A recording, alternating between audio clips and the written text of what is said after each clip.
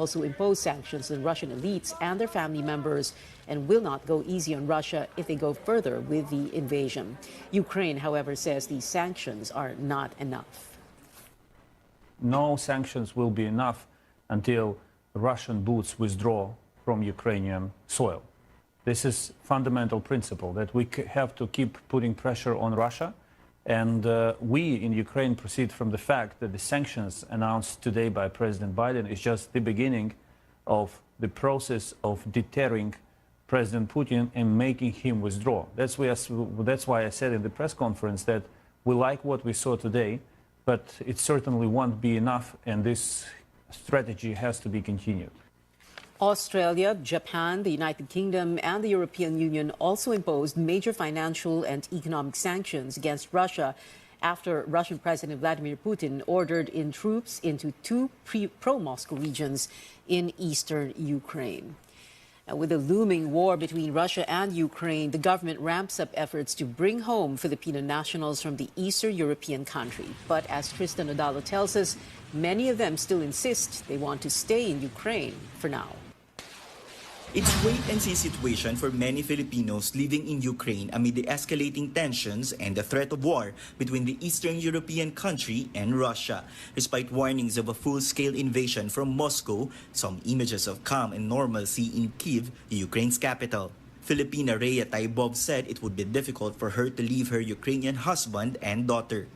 To be honest po, ano na rin po ako, parang feeling very na rin po. Kasi hindi ko alam paano yung mangyayari. Ngayon po, talagang okay kami dito, normal po, as wala. Hindi naman po nag-start gulo na sinasabi nila na mag-start po ng February 16. And then sabi nila, Sunday. So, everyday po iba-iba. Rhea says most of her Filipino friends in Ukraine also want to stay for now despite the uncertainty of the situation. Hindi po sila uuwi unless mandatory evacuation or mandatory na daw po na ng embassy, na pauwiin po ng embassy. Foreign Affairs Secretary Teddy Boy Locsin Jr. says their primary concern is to take Filipinos in Ukraine out of harm's way. The government is trying to bring them to the nearest sanctuaries the fastest possible way. OWA Chief Hans Kakdak adds that they are closely monitoring the situation on the ground and that in-country relocation is underway. Sa ngayon, wala pa naman report ng naglalabanan ng mga military forces. Basta ang sinasagawa ngayon is in-country relocation ng mga OFWs. At least 3 batches of OFWs have been relocated to safer ground. Kakdak says the government is also offering free flights to those who want to come home. Sa ngayon, nag-offer din ng free commercial flights, free plane tickets ang DFA, and may lima nang nakarating ng Biyernes ng gabi, may dalawa na tinanggap yung offer ng DFA particular to free plane tickets, free flights. An international relations and security analyst says they are anticipating 2 scenarios in Ukraine should all diplomatic efforts fail. Isa sa mga likelihood na scenario ay magkaroon ng civil war sa Ukraine. So, yung civil war will become the proxy war of US and Russia. Ang isa pang possible scenario ay talagang magkaroon ng direct confrontation between NATO countries led by the US and Russian forces using Ukraine as the battleground. And pag nangyari yan, baka mag-spill over yan sa wider Europe, and that will create tremendous global economic repercussions. The analyst adds that the effect of a full-blown Ukraine-Russia war could also be felt in the Philippines. Apart from the geopolitical impact, there's also a worrying economic fallout. Experts say oil and gas prices will reach record highs as the Russian and Ukraine conflict escalates. Tristan Odalo, CNN Philippines. When we come back on Newsnight, 7 vice presidential and 9 presidential candidates set to face off for the first time this weekend, we give you a glimpse of what to expect in the much-awaited political showdown. And find out how you can watch the upcoming BTS concert right here at home. Stay tuned.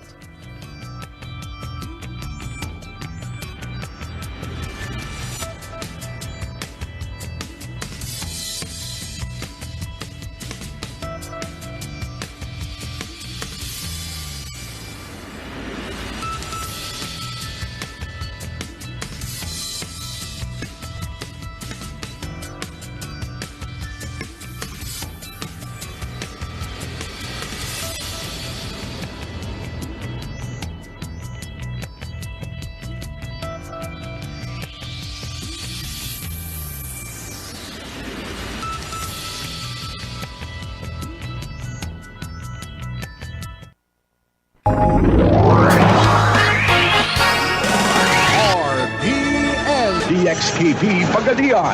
Ang inyong Radyo Ronda RPN. Radio Philippines Network. Radio Philippines Network. Live to the world. Pinaagi sa FB page. Karon, mag-download na. Pinaagi sa Google Play og Apple Store, YouTube og Twitter. Alang sa mas kipakuskan ng mga balita, komentaryo, kasayuran og kalingawan. Ang mas kipakuskan nga inyong Radyo Ronda. Member, kapisanan ng mga broadcaster ng Pilipinas.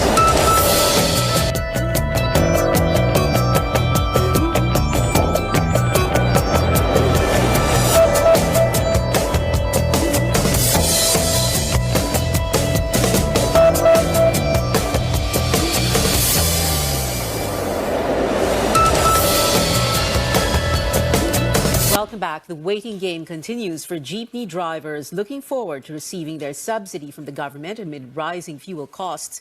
The Transportation Department says it is fast-tracking the rollout. Joining us now is Rex Remigio live from Mandaluyong City. Rex, did the DOTR give a definite date already? Well, none so far. What they're only telling us is that the Transportation Department is already coordinating with the Budget and Management Department regarding the release of the 2.5 billion peso fuel subsidies at the soonest possible time. This will come from DOTR's budget under the General Appropriations Act. Every jeepney driver can receive 6,500 pesos. Drivers of bus, UVF vehicles, tricycle, and other types of public transport can get the financial aid as well. This means over 364,000 drivers will now benefit from the subsidies. That's from 136,000 last year. Kami po sa Kagawaran talagang nagmamadali na po kami implement ito dahil ramdam po namin ang hirap ng ating mga drivers at operators ngayon dahil lalo na pong tumataas ang presyong ng petroleum products at ayaw naman po natin magtaas din ng pamasahe sa puntong ito dahil nasa pandemya pa tayo at ayaw nating ipasa sa publiko yung gastos dito. Some lawmakers have been urging transport authorities to release the subsidies immediately. Local fuel prices have gone up for 8 weeks in a row this year, and it doesn't stop there. Industry sources say petroleum companies are expected to implement another round of oil price hike Tuesday next week. Dubai crude, the reference price for Asian market, has reached more than $91 per barrel. That's why transport groups are calling for a 1 to 2 peso fare increase. Transportation Assistant Secretary Steve Pastor, however, says it's up to the LTFRB to decide. He adds that lowering the COVID-19 alert level in Metro Manila should be considered, saying this would mean more passengers and more income for drivers. But for those down the chain, it's easier said than done. Back to you. Rex Remigio there reporting.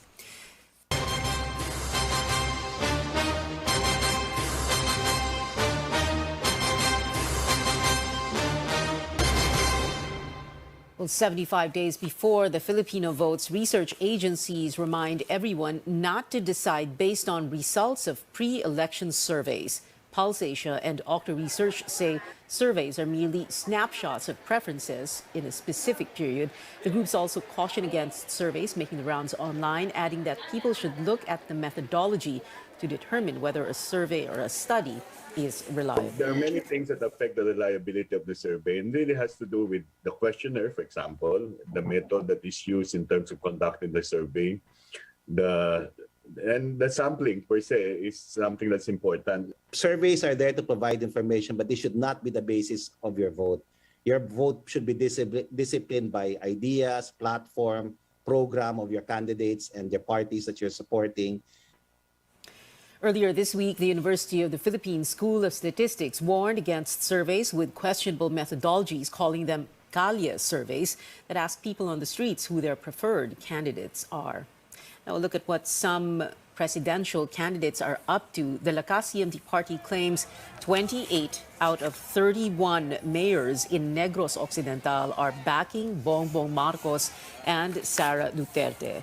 It adds all 6 congressional district representatives in the province have also expressed support for the tandem. During the 2016 vice presidential race, Marcos only got 13% of the votes in that province against Leni Robredo's 59%. Farmers in Sumilao, Bukidnon marched with Robredo again, this time in support of her presidential bid. They also rallied behind her VP run in 2016. Back in 2007, Robredo marched with Sumilao farmers to fight for the reclamation of their 144-hectare ancestral land.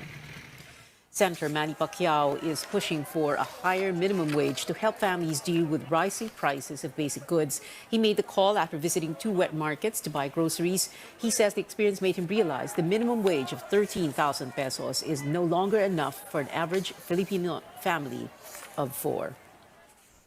Senator Ping Lacson denies attacking another candidate when he talks about thieves in government. He maintains he will not participate in mudslinging in the campaign. So, nung habang nasa Baguio kami, tinawagan ako. Sabi sa akin, taga Cebu to pre, pakiusap naman ni baka naman, wag mo namang atakihin. Sabi ko, give me proof na meron akong inattack na presidential candidate. Wala. Pag sinabi kong galit kami sa magnanakaw, galit kami sa magnanakaw. Wala kami sasabing galit kami kung kanino. Walang tao. Kung may tinamaan, hindi namin kasalanan ni Senate President yun. Manila Mayor Isko Moreno is pushing for a number of changes to the Constitution if elected president. These include a region-based Senate, a 2-party system, and tandem voting or a single vote for president and vice president. Moreno believes such moves will help unite Filipinos and prevent partisan politics. 2 bawat rehiyon. So that is 34 senators. Ngayon, at least papanatag yung mga taga-Samar, taga-Leyte, o taga-Iloilo, o taga-Batanes, o taga-Tawi-Tawi, na meron silang senador na kapitbahay nila, o yung kanilang mga pamana, na makikipaglaban sa resources ng gobyerno para dalhin sa kanilang mga relihiyon at kanya-kanyang lugar. This weekend's back-to-back political showdown, the first presidential and vice presidential debates with an almost complete attendance, will be as exciting and impactful as the CNN Philippines vice presidential debate in 2016, except this time there will be no live audience, adhering to health and safety protocols amid the pandemic. Our senior correspondent David Santos gives us a preview of what to expect. Inside the debate hall at the University of Santo Tomas, a significantly smaller and socially distanced crowd as part of extra precautions during this pandemic. Only about 200 people, including credentialed staff, will be allowed in. Debate partner Microsoft Philippines will provide the technology for a virtual and interactive audience. Well, in coordination with UST as our venue, they have set the health protocols. So there will be testings for all of the staff, the crew, the suppliers, and even security. Candidates can be accompanied by an entourage of up to 10 people.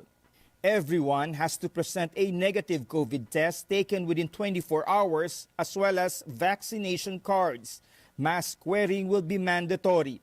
9 presidential and 7 vice presidential candidates have confirmed their attendance. On stage, they'll be standing at least 1 meter apart. There will be no handshakes, while the small crowd in the audience will be discouraged from cheering or heckling. Empty podiums with their names on it will be kept on the stage for candidates who opted to skip the debates. Being a politician in a democracy means you will be challenged by the opposition all the time. You will be asked difficult questions by the media all the time. You are held up to international scrutiny. If you can't even handle a debate, you probably shouldn't be there. For 2 hours, those present will battle it out over the pandemic, the economy, corruption, and peace and order, among other big issues. CNN Philippines anchors Rico Hizon and Ruth Cabal will moderate Saturday's vice presidential debate, and Pia Ontiveros and Pinky Webb for the presidential debate on Sunday.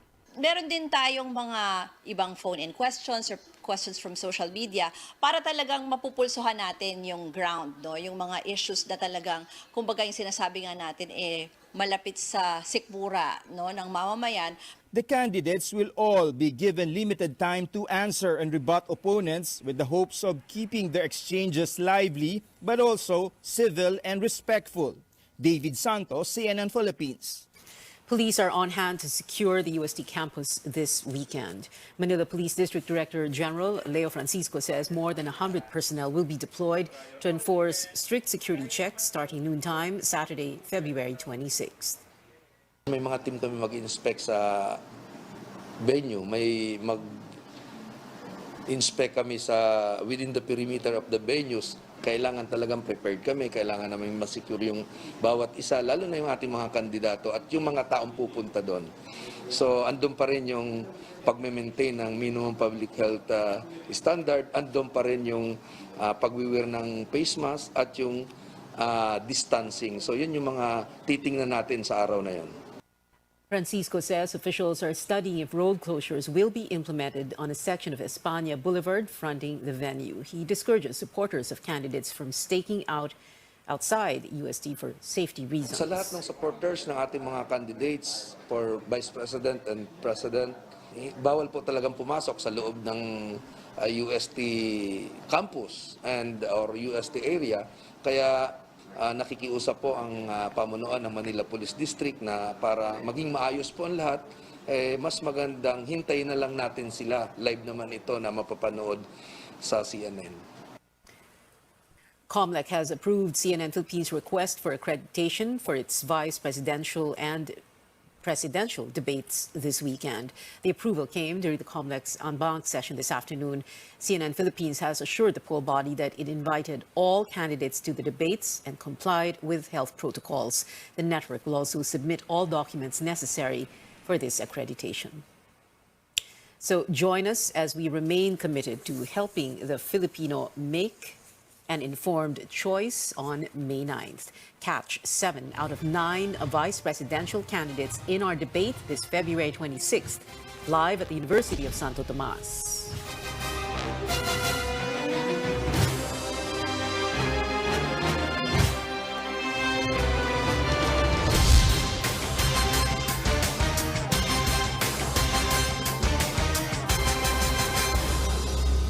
Watch 9 out of 10 candidates face off at the presidential debate on February 27th, also at UST, only here on CNN Philippines.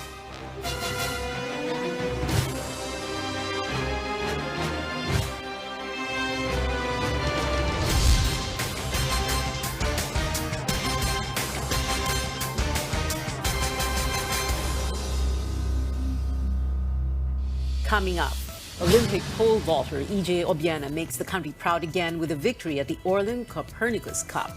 And listen up, BTS fans, prices and schedules for the K-pop group Seoul concert cinema showing have been released. Details after the break.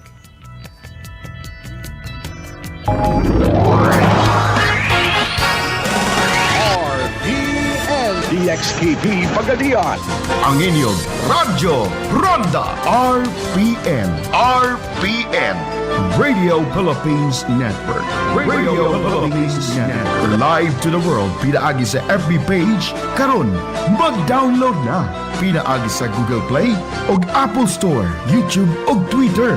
Alang sa mas ipakuskan ng mga balita, komentaryo, kasayuran o kalingawan. Ang mas ipakuskan ng inyong Radyo Ronda. Member, kapisanan ng mga broadcaster ng Pilipinas.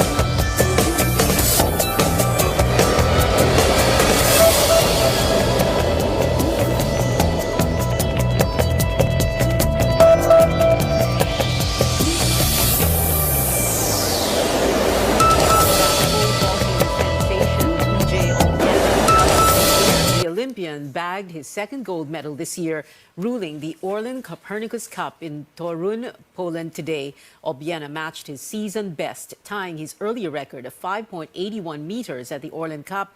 But Obiena may not get to defend his title at the 31st Southeast Asian Games under the national team. The Athletics Track and Field Association says he's still not in its training pool. K-pop updates now. Pinoys in the BTS army get to watch the Permission to Dance on Stage Seoul concert right here at home. Along with theaters around the world, SM Cinema will show the group's March 12th show straight from South Korea. Tickets will cost more than your average movie at 1,900 pesos. But you get the concert experience in real time for the 4:45 p.m. schedule with an immediate playback at 8:45 p.m. Fans have even more to look forward to with 4 new BTS shows to take place in Las Vegas in the United States. The K-pop group will perform on April 8, 9, 15, and 16 at the Allegiant Stadium. The last show will be streamed online. Still in music, pop stars Camila Cabello and Ed Sheeran are working on another song together again. This time, it's a duet called Bam Bam, coming out on March 4. In a post about the song, Camila calls Ed one of her favorite artists. The two also worked on South of the Border, featuring Cardi B, and an unreleased track called The Boy. And that is it for now. Join me again on News.ph at 7 p.m. I'm Pio Ontiveros for Newsnight, where we go above and beyond the headlines.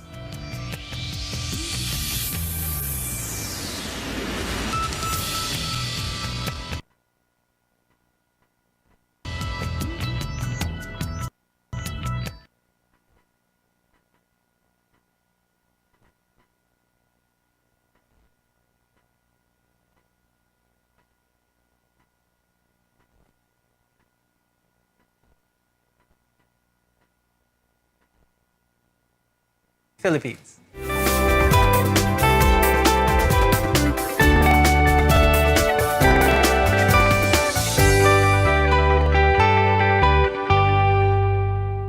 Bloating can get in the way of work or day-to-day activities, and it's common among both children as well as adults. To talk about this and more, let's welcome our guests. With us is Dr. Eric Yasay. He's a gastroenterologist and clinical associate professor at the UP-PGH. Also with us is Dr. Maricar Esculto-Can. She's an internal medicine specialist and clinical nutritionist from the Makati Medical Center. Now, gas is the most common cause of bloating. It builds up in the digestive tract when you inhale air or when undigested food breaks down. I'll start the discussion first with Dr. Eric. Dr. Eric, what are the causes of increased gasiness? Yung mga common causes nito? Well, yung bloating nga can represent increased gas production in our body. In the vernacular, it is more commonly described as kabag, empacho, or hindi natunawan. So pinakamadalas, bloatedness or the sensation of feeling of fullness occurs after eating or a drinking spree kapag ka napainom ng marami or nakakain ng madami yung mga pasyente natin. It is caused because of increased acid production and gas formation when our body starts to digest food. No? So yun yung mga most common. And then other than that, of course, we also think about decrease clearance of gas or kung mabagal yung paglabas ng gas sa ating digestive system or kung may blockage dun sa digestive system. These things can either increase your gas production or decrease your clearance of gas in your GI tract. So is it mainly that? Ganun ba kasimple na pagpapalit mo lang ng bilis ng pagkain? Will this be able to alleviate bloating? Most commonly, nalipasan niya ng gutom or walang time kumain. That's why ang bilis nating kumain. And sometimes kapag bumabawi, yan yung tinatawag ko sometimes to my patients, actually is the reason why you produce more gas because you have to put out more acid and digest food, and then that will give you more gas than more than the speed of eating per se. And then, of course, kapag nagmamadali, you tend to eat in gulps, so mas madami yung nasaswallow na air. So that can also add to that. But you may also be feeling more bloated than usual these days, and the latest culprit is, of course, stress. Ngayon, Dr. Maricar, paano ba nagkakos ng bloating ang stress? Halos lahat ng tao, very stressful nowadays. Okay, so usually, when we are stressed, diba, we tend to seek foods that are salty or sugary, no? Sometimes referred to as your comfort food.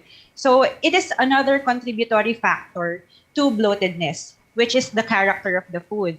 So if you will eat foods that are high in sugar and salt, but low in fiber, such as highly processed foods, because they can slow down the transit of the food in the GI tract. So also, when you eat these processed foods, you tend to drink carbonated sodas also, di ba, yung soft drinks, or some people, sparkling water. So these drinks are infused with carbon dioxide that can aggravate actually the bloatedness. But I'd like to talk about cigarettes naman and how this affects not just your stomach or bloatedness, but the entire body. Because when smoke is inhaled, it also enters the stomach and it goes through the blood system. The elements of the cigarette goes all the way around the body and it can cause bloating. Now, my question is, Dr. Maricar, how do cigarettes affect someone's bloatedness? So perhaps I think it has something to do with the inhaled air that causes the bloatedness whenever a person smokes. Now, I'd like to talk to Dr. Eric. What other factors do Filipinos commonly do that can contribute to bloating? Well, madami tayong habits, no, as Filipinos. So we are very fond of buffets. No, well, probably the pandemic has decreased that episodes of buffets. But our eating styles and habits actually can add to the risk of developing bloating. So madalas tayo nagpapalipas ng gutom when we're busy, and then we overcompensate by eating a lot after when we have time to eat. And then yun nga, takot tayong magutom eh. Yan yung culture natin eh. So that's why we tend to eat more than we should, and that causes bloating. Fiber is essential for a healthy diet, and it's best known for its ability to prevent or relieve constipation. But high fiber food can cause some to produce excessive amounts of gas, causing bloating. Dr. Maricar, what are some examples sa mga pagkain na mataas ang fiber? Some clues to look for if you want to choose high fiber food items. So when you see the word whole grain, whole wheat, and bran, whenever you choose your bread, your rice, or your cereal, so that means that you are choosing high fiber options. In terms of fresh fruits naman, I advise them to choose the fruits that are pulpy or those that are usually eaten with the skin, okay, such as your apples, or fruits with fibrous flesh, such as your pineapples and your mangoes. So for the vegetables naman, they are usually your leafy greens. And of course, you also have your nuts and seeds, which are also included in your high fiber list. Now, how does light exercise naman after eating, how can this help reduce that feeling of bloatedness for some people? Now, a lot of people might think exercise, when they think of exercise, it's something really rigid. But a light walk, a short walk, is this a simple activity with a lot of benefits? Yes, actually, when you do physical activities, such even kumbaga short walks around the block, it can stimulate movement of your bowels, which can facilitate the movement of the trapped air. So it can be helpful. A lot of our viewers say that ginger naman is also said to reduce bloating. Is there any truth to this, Maricar? Marami bang benefits ang ginger in the form of maybe tea to help those who have frequent bloating episodes after eating? Actually, I come across 2 studies relating ginger and bloatedness. So basically, the mechanism is that ginger aids in speeding the emptying of the stomach, as well as relieving patients who have functional dyspepsia. So that's the population of the patient that they investigated. But for these studies, what they used are ginger capsules. So the dose is at 1 to 1.5 gram in divided doses per day were used. So the authors of the study also included in the conclusion that ginger tea, so ginger in the form of tea, may also offer similar benefits, but they were not able to do a study using the tea. Dr. Eric, meron ba kayong mga tips para sa mga viewers para mas ma-minimize ang kanilang feeling of bloatedness pagkatapos nilang kumain? Apart from small frequent feedings, no, so wag kumain ng sobrang dami. Tama yung sinabi ni Dr. Maricar, no, to walk, no, because the pull of gravity can help bring down the food to the lower parts of the GI tract. Yung iba kong sinasabi to my patients would be to do a food diary. So what is a food diary? It's a list of food of your triggers. Very important yung food diary because the triggers are different from person to person, no? So hindi naman pwedeng diktahan natin na ito yung one size fits all, na ito yung kakainin at hindi. What actually is more useful is a person to do his or her personal food diary of food triggers so that ito yung mga iiwasan ng food. Now, bloating is not always from eating too much or too fast, as earlier mentioned, but sometimes there could be a health issue behind it. We'll talk about this and more when we come back. We're together in health.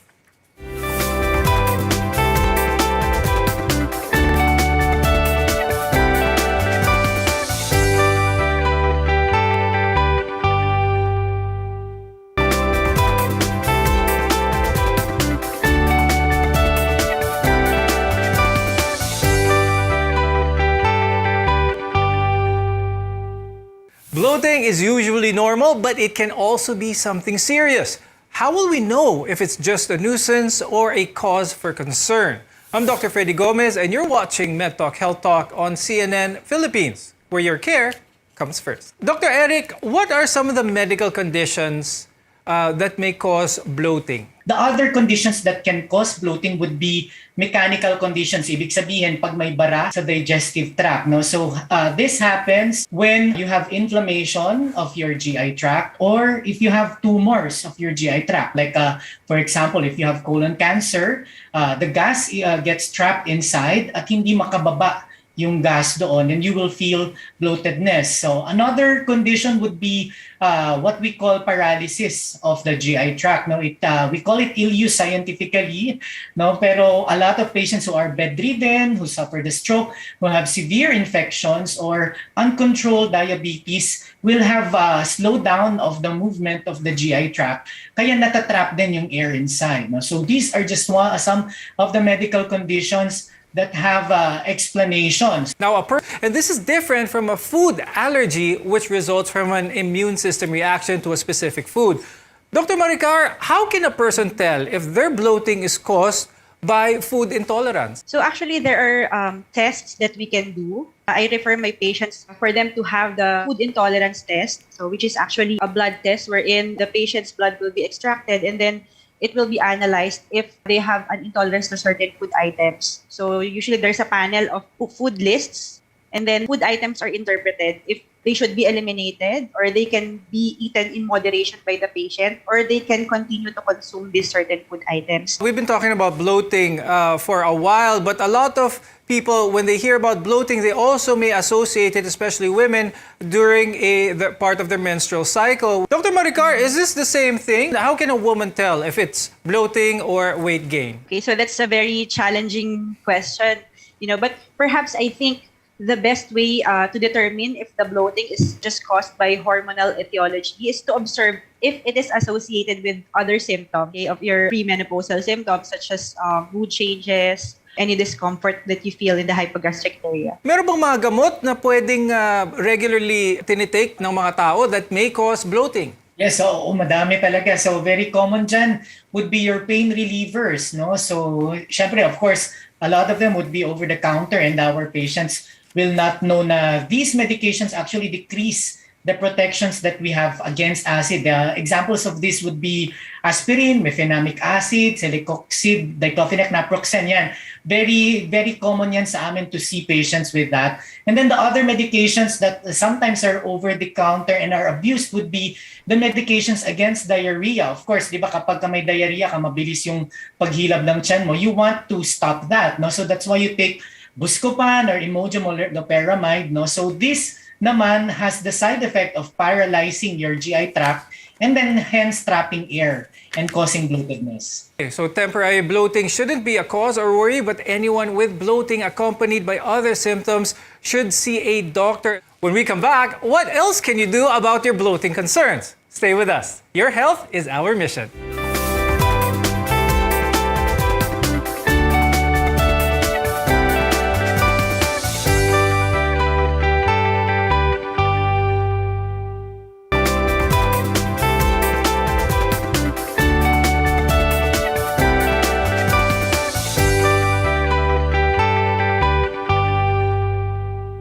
In most cases, the symptoms of bloating can be prevented by adopting a few healthy lifestyle changes. I'm Dr. Freddy Gomez, and this is MedTalk Health Talk on CNN Philippines. We're your connection to healthcare.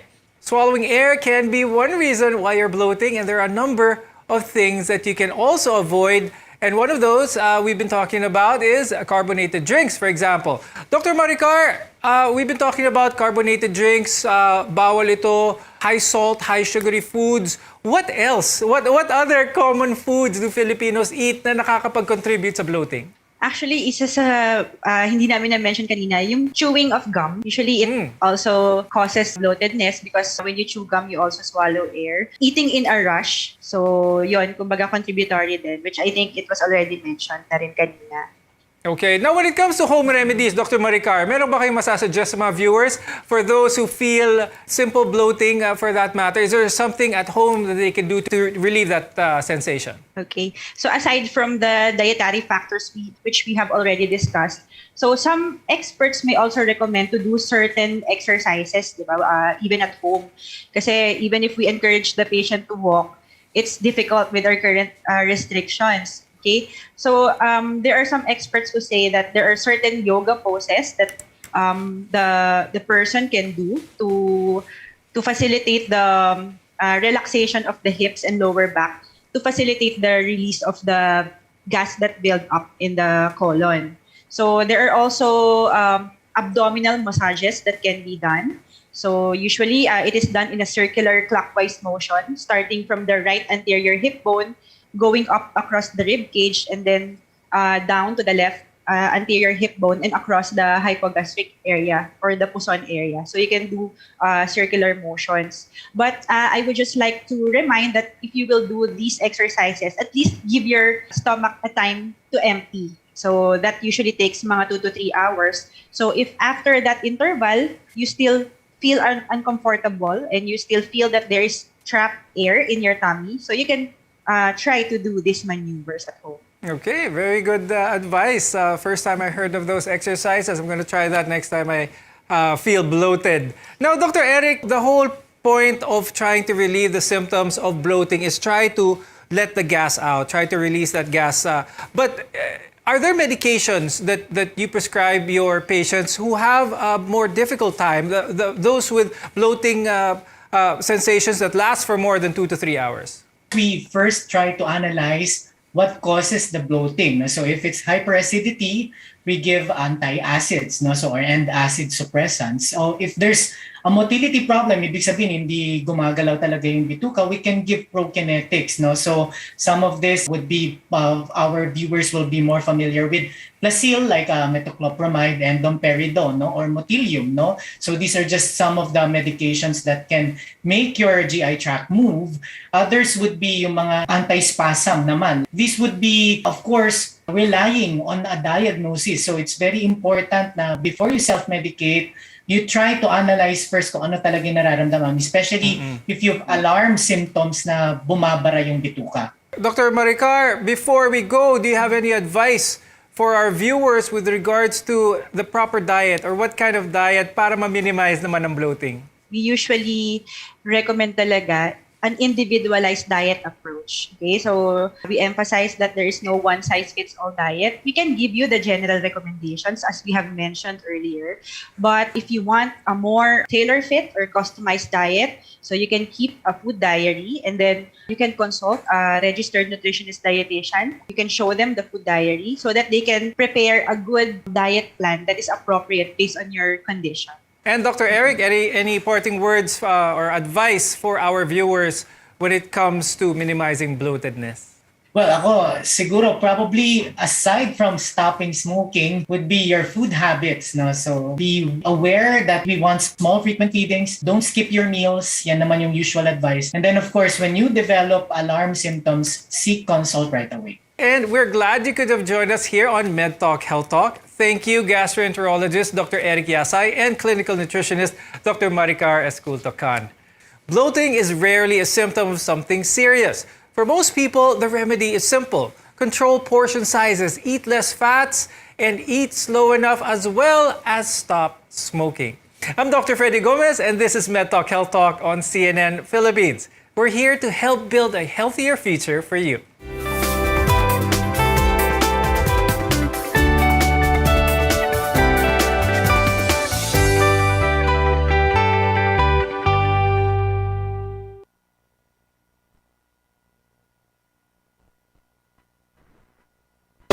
mas pinalawak.